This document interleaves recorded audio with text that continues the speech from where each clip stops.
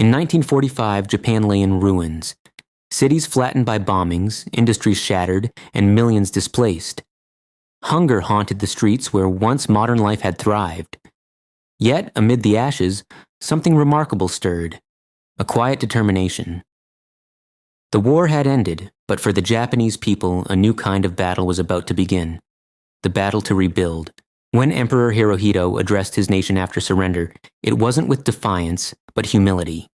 The once mighty empire turned inward, searching for purpose.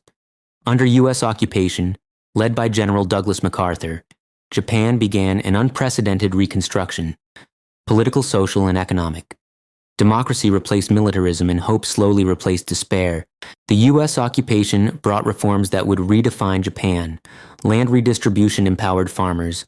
Labor rights gave workers voices. Education encouraged creativity over obedience. But more than policy, America offered guidance and capital. Aid from the U.S. fueled the first sparks of Japan's post-war economy. From chaos, structure began to emerge. In the 1950s, Japan's economy began to breathe again. The government established the Ministry of International Trade and Industry, MITI, a visionary institution that guided industries like steel, shipping, and electronics. Unlike pure capitalism, Japan's model combined planning, discipline, and national pride. Growth wasn't accidental. It was engineered. Then, history gave Japan an unexpected gift. When the Korean War broke out in 1950, the U.S. military needed supplies, trucks, uniforms, machinery, and Japan became its factory. The special procurements brought in hundreds of millions of dollars, reviving industries overnight. Japan was back in business, not through conquest, but craftsmanship. At the heart of Japan's miracle were its people, disciplined, determined, and united by a common goal.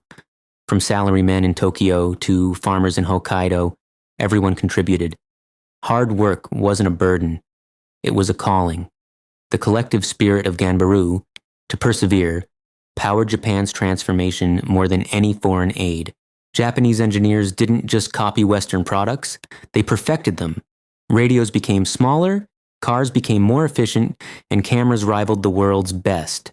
Companies like Sony, Toyota, and Honda rose with quiet confidence, turning Made in Japan from a warning label into a global mark of excellence. By the late 1950s, Tokyo's skyline was changing. New buildings replaced ruins, neon signs began to glow, and train stations thrummed with energy. The city pulsed like a living organism, symbolizing a reborn Japan, modern, optimistic, and unafraid of the future. The scars of war were being replaced by steel and light. Nothing showcased Japan's revival better than the 1964 Tokyo Olympics. High-speed trains, gleaming stadiums, and smiling volunteers told the world Japan was back. The bullet train became a symbol of progress, compressing time and distance. For the Japanese people, it wasn't just a sporting event, it was redemption in motion. From 1955 to 1973, Japan's economy grew at an astonishing average of 10% per year. Cars rolled out by the millions, exports soared, and living standards rose faster than anywhere else on Earth. In 2 decades, Japan leapt from ruin to riches, a transformation economists called nothing short of a miracle. Behind the machines and factories stood classrooms. Japan's education system emphasized discipline, literacy, and science. Children learned not only to study hard, but to work together. This investment in human capital became Japan's greatest resource, a nation where intelligence and effort could build anything, even from rubble. The 1970s gave rise to a new Japanese archetype, the salaryman. Loyal, hard-working, and devoted to his company, he became the engine of corporate Japan.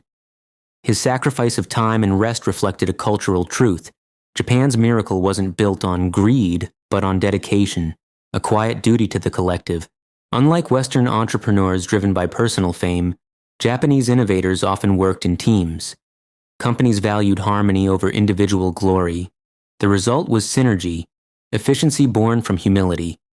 Japan showed the world that success didn't require loud ambition, but quiet mastery.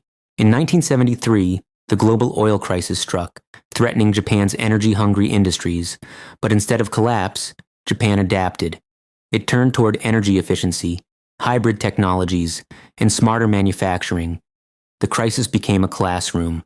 teaching resilience once again. Japan's ability to pivot became part of its DNA. Japanese firms embraced the philosophy of Kaizen and continuous improvement. Each worker became an innovator, each process a chance to improve. Products from Toyota and Panasonic didn't just sell, they inspired trust. Japan's brand became synonymous with perfection, reshaping global markets with quiet precision. By the 1980s, Japan had become the world's second largest economy.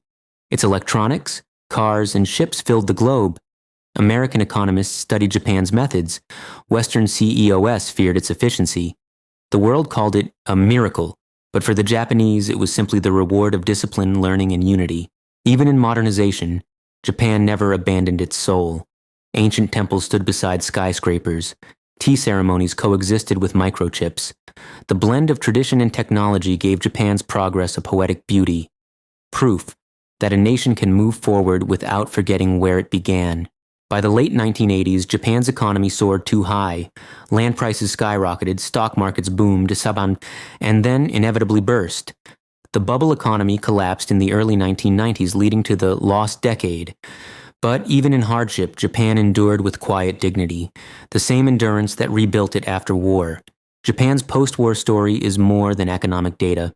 It's a lesson in the human spirit. It shows that nations can heal, innovate, and rise from ashes without losing their values. It reminds the world that strength is not measured by armies, but by imagination, perseverance, and unity. Today, Japan stands as a symbol of renewal. Its cities shine, its culture inspires, and its technology shapes the future. But the real miracle wasn't in machines or money, it was in people who believed that from ruin, beauty could rise again. The Japanese miracle isn't just history, it's humanity's triumph.